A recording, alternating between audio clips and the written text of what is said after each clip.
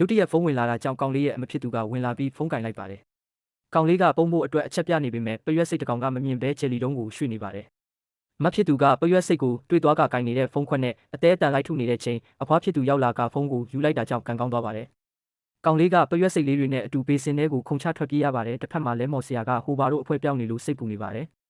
ကောင်လေးနဲ့ဟိုဘာတို့အဖွဲပြန်ရောက်လာတော့အကြောင်းစုံကိုတီးသွားတဲ့မော်ဆရာကကောင်လေးကိုစိတ်ဆိုးနေပါတယ်။မော်ဆရာကကောင်လေးကိုအရင်ပုံစံဖြစ်အောင်လုပ်နိုင်တဲ့စေးရည်သူစီမှာရှိတဲ့အကြောင်းပြောပြလိုက်ပါတယ်။ကောင်လေးကဒီနေ့မှရှိတဲ့ပရွက်စိတ်တွေကိုအန်ဒီရဖြစ်စေနိုင်တာကြောင့်အရင်ပုံစံဖြစ်အောင်ဘယ်တော့မှပြန်လုပ်ပေးမှာမဟုတ်ကြောင်းပြောလိုက်ကကောင်လေးကိုကြောက်ပြီးထွက်ပြေးသွားအောင်ချင်းချောက်လိုက်ပါတယ်။ဟိုဘာကမော်ဆရာပြန်လာတော့ကောင်လေးကိုမမြင်တာကြောင့်မိလိုက်ပါတယ်။ကောင်လေးကအိမ်ပြန်ကျင်တာကြောင့်သူ့ဘာသာတယောက်တည်းထွက်သွားတယ်လို့မော်ဆရာကလိန်ပြောလိုက်ပါတယ်။မော်ဆရာကြောင့်ကောင်လေးကထွက်သွားတာကိုဟိုဘာကရိပ်မိသွားကအရန်စိတ်ဆိုးသွားပြီးကောင်လေးကိုလိုက်ရှာပါတယ်။